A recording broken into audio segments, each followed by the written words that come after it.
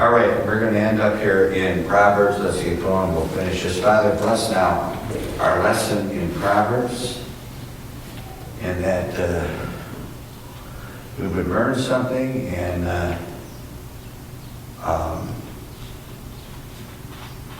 use this for our advantage and the promotion of our Lord and Savior, Jesus Christ.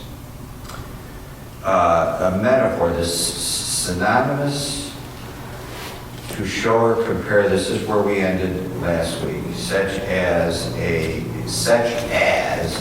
metaphor, figure of speech. It's to connect two thoughts as with like or as. Let us begin here with Proverbs 25. I don't feel led to look up all of them. Let's just look up a few of them. Proverbs 25, 11. A word quickly spoken is like apples of gold and pictures of silver. That's a synonymous with, or as a metaphor. What's the other word for metaphor? A simile. That's it. Thank you. So that's an example. That's where we ended last week. Antithetic, I guess I'm pronouncing that, is the opposite or a contrast of thoughts. It's generally used with the word but. But. All right, so let's look up Proverbs. Let's look up 15:1. We've got that on the list. A soft answer turneth away wrath, but grievous words stir up anger. So it shows opposites. So soft answer turneth away wrath. I mean, you're going to attract more people with that than with blowing up. This blowing up this has got to end. But grievous words stir up anger. Being angry, it just should never happen. Never happen. Opposite or contrasting thoughts. That's the antithetic. Now the synthetic, so if we use a synthetic, what are some synthetics? Polyester. What kind of an engineer does that? Chemical engineer. Why did you need them really heavily involved in World War II? A good reason. Because of rubber. Yes, sir. You with rubber, you have to produce what? Tires. Truck tires, vehicle tires. And so the reason why Hitler goes to, he doesn't just go to St. Petersburg for his health, which is, what's that? What is St. Petersburg? Leningrad. Or down to Stalingrad. Part of the reason is because of Stalin, but there's strategic things. You want to go to St. Leningrad, try to shut off a port. You want a port access. You go down south, it was probably a gateway to get to certain areas. Well, what did the Japs do? Where did they go? China, maybe? They went into China, but where does rubber come from? Vietnam, maybe? Well, down in that South Pacific area, wherever the rubber trees are, that's strategic. I think they shut that off. So right away, I think they recruit somebody like Henry Ford, and they can get those labs going because you need tires for cars and vehicles that you're producing. And so they produce synthetic rubber. And so a synthetic, in other words, combining two things together to make something. And so, by the way, what were the first, were they good synthetics or poor synthetics? Very poor synthetics. But over the years, chemical engineers, let's try this, we'll try this. They make it a better synthetic. It then becomes probably more useful than real rubber.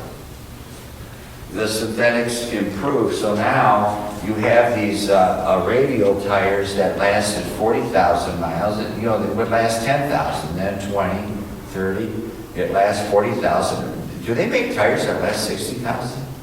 Or maybe even more? They say that. Yeah, they say that. If you maintain the tire, rotate them, and you take care of them, they last a long time. And so in the end, they last better than real rubber.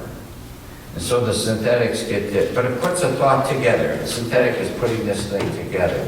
Oh, what did you say? Polyester, Dacron, rayon, all that kind of stuff that makes you scratch and itch. You don't want it for your clothing, but they get better at it. They get better at these things. So it's synthetic. Put it together. So let's look at Proverbs 11, verse 30. A synthetic is putting thoughts together. The one reinforces the other. It solidifies it and makes it more positive. The fruit of the righteous is a tree of life, and he that winneth souls is wise. It combines the two together. Combining the two together. Let's go to Proverbs 18:24. A rich man that hath friends must show himself friendly, and there's a friend that sticketh closer than a brother. And so those two thoughts are combined into one. Now listen, these ways of speaking, it is like this, it is as that, or putting thoughts together. Or if you do this, this will happen. But if you do that, you know, the antis. These are ways that can be learned you can learn how to speak like that. And once you learn how to speak like that, people tend to want to hear what you have to say. You can learn to speak like that. Just calm down. And I remember we had riots at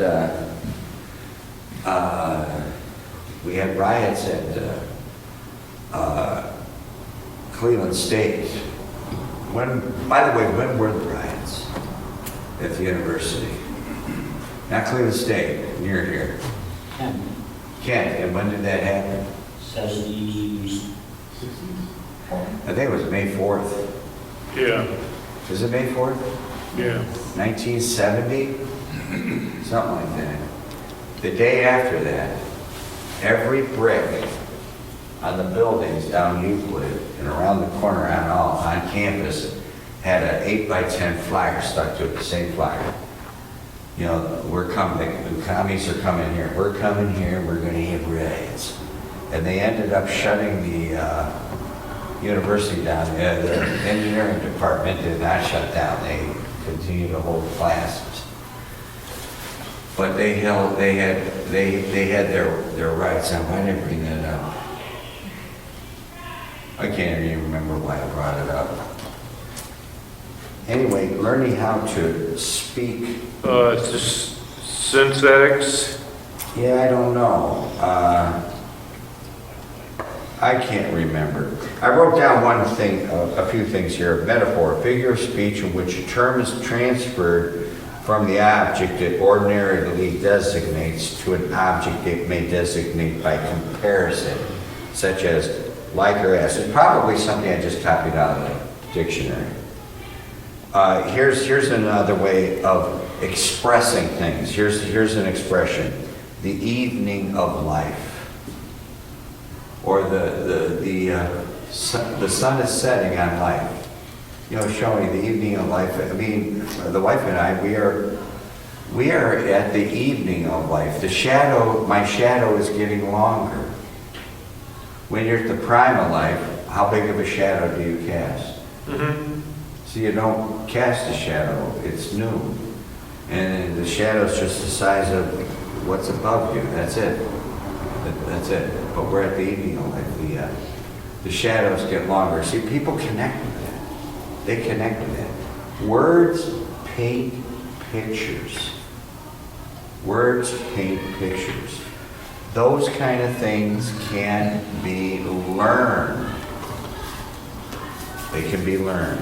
All right. All right.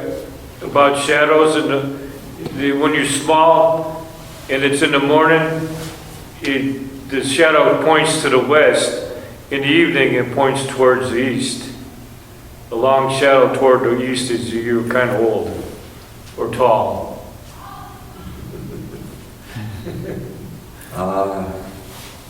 In the morning, it points toward the west, and evening points toward the east. If you read Spurgeon in Psalms, it'll be mixed in there. All that kind of metaphor. And preachers use that like the shadows, the shadow of life. And they're big on that kind of stuff. Wherever I find it, I use it. But those are things that can be learned. And then you learn to practice that. And then if you say, oh, yeah, Grandma said that or Grandpa said that, but they got it from somebody else, and they picked it up, and then they get accustomed to using it. Then you get accustomed to hearing it, and it comes from a certain person that says it. And that stuff can be learned. Or you can stay stupid. Just stay stupid. You don't want to do that. You want to move on and learn. Learn to talk that way. The chapters 1 through 9. If we were to not outline this, but it shows the value of wisdom. It is a valuable commodity. People put or place value in commodities, right? Name a commodity. What is a commodity? Something people want. Some people that want and they desire, they value it, and so they buy and trade with that. I think agriculture commodities would be like corn and beans. They trade it. They trade with that in the stock market. There was a famous stock market. I read this someplace. I heard it someplace. He was I think it was on Paul Harvey. He was invited to address the stockbrokers convention. They had the White House correspondent dinner last night, and you have these conventions. So he was invited to address all the stockbrokers there. And so he starts his speech out. Do you know what his speech was about? If you were to guess, a wild guess. If we're going to connect it with church, he said this. He opened up, oh, you guys are stockbrokers, right? And you know what he said? He said, this was on Paul Harvey, on the news, 15 minutes of news. This was one of the stories. You guys already know how to make money, right? So what can I say that's going to help you? Basically nothing. So what did he do? Yeah. He spent the half hour, whatever he was allotted, telling them about Jesus, how to get to heaven. He said, what can I say to you about making money? Everybody here knows how to make money. So what can I say? So he skipped it. And what? He had gotten saved, he was a Christian, and told them how to be saved. See, it's a very valuable commodity.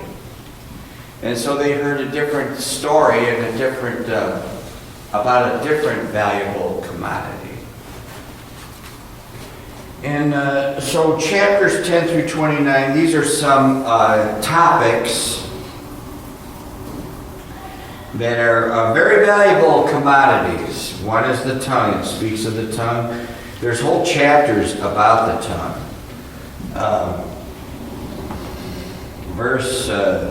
We'll just use one, 18:21.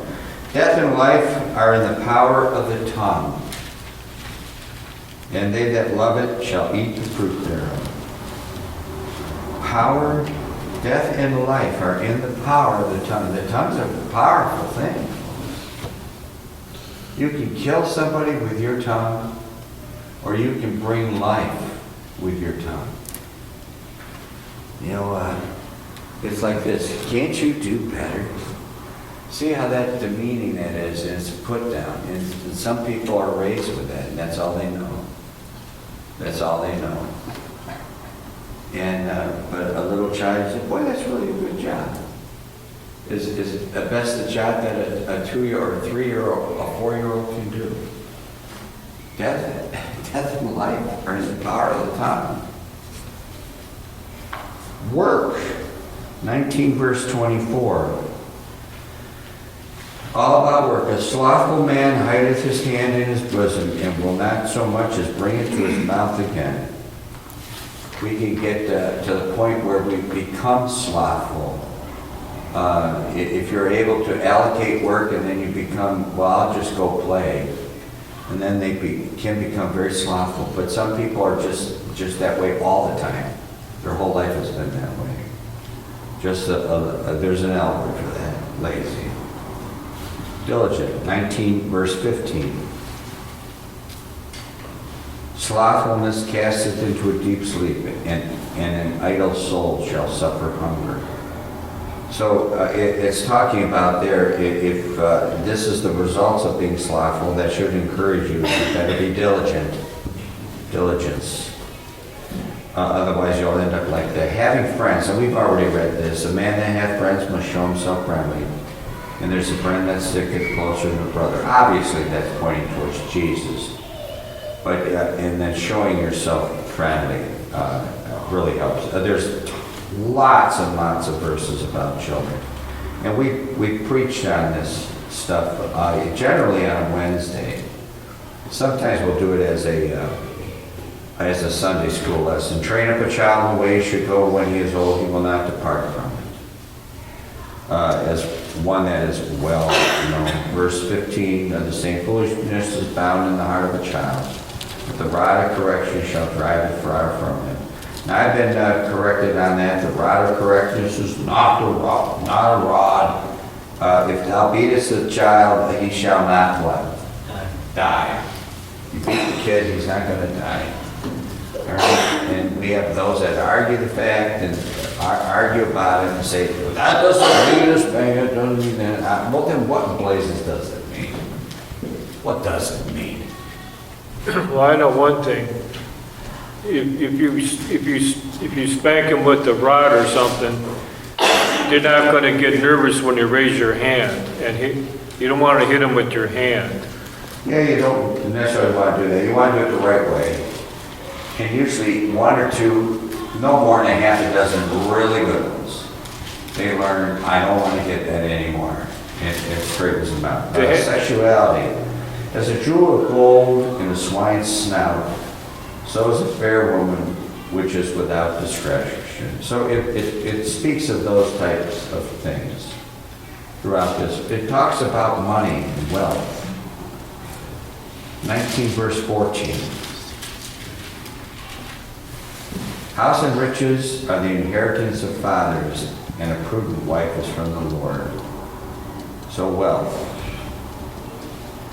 Drink. Quote Proverbs 21. Verse 1. Wine's a mocker, strong drink is raging, and whosoever is deceived thereby is not wise. And so folks, we were trained by people who say that Jesus drank wine with alcohol. And then there was no small resistance to that. And so those that would do that, they say, what should you do with drink?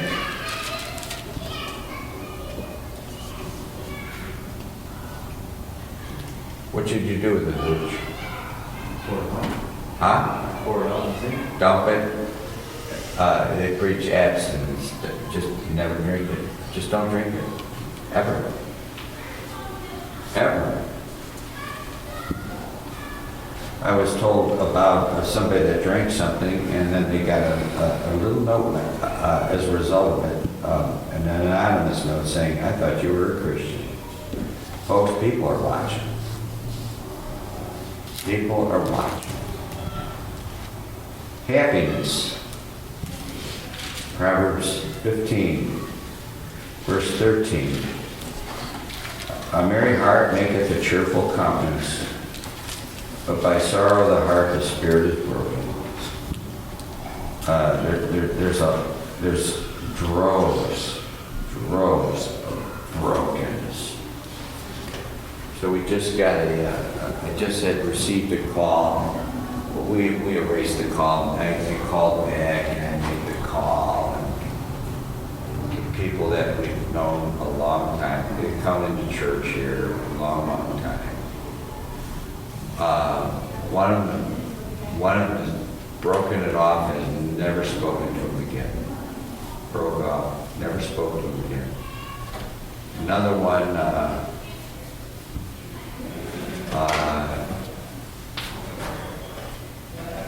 between all the divorces, I don't know how many divorces there are. And now, if it wasn't Friday, it'll be on Monday. One of them is going to be sentenced. Sentencing.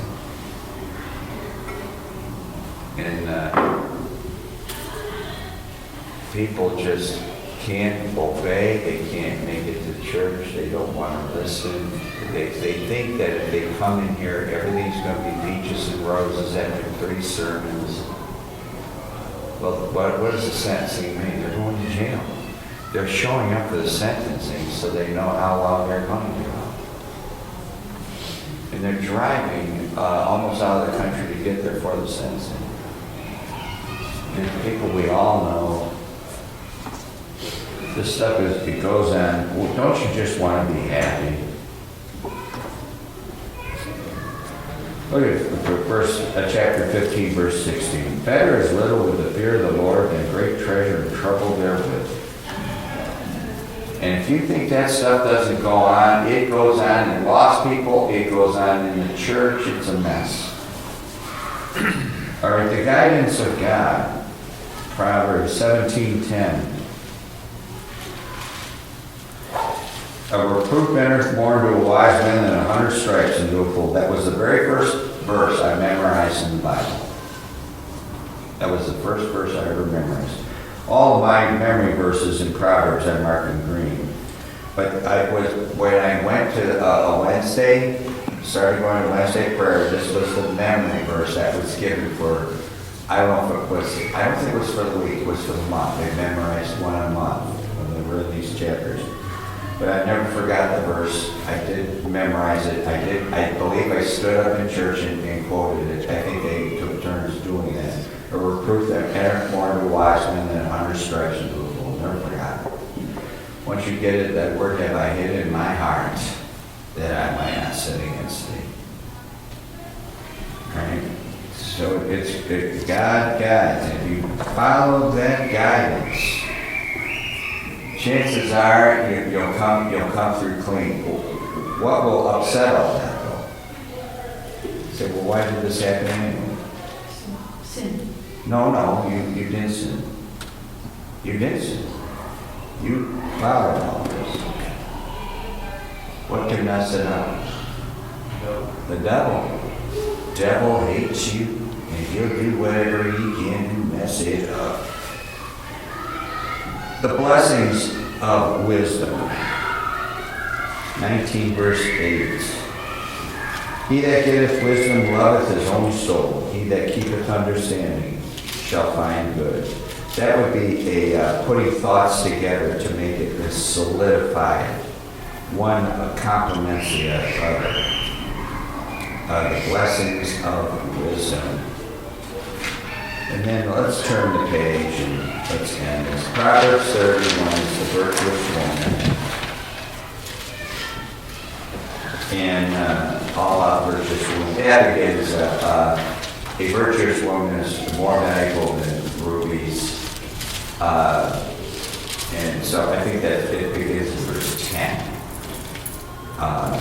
And the last, it's difficult to memorize large portions of Proverbs. It's very, very difficult to do. Well, I was going to say something else here. And now it escapes my mind. Boy, it was important.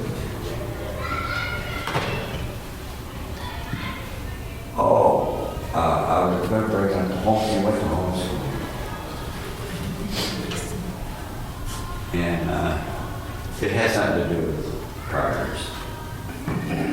By the time I was in fifth grade, no later than fifth grade. I mean, I'm a fifth grader. I'm probably, I'm not even double digits, I'm 9. And I'm thinking to myself, why would anybody in their right mind want to come here? By fifth grade, I was a homeschool. Why would anybody ever come? It's Coopville. There's all kinds of perverts, perversions, and teachers. By the time you're nearing the end of grade school, you should have that figured out. You know, you don't need a roadmap. That this is a whacked out place that we live in. And God's coming back to straighten it all out.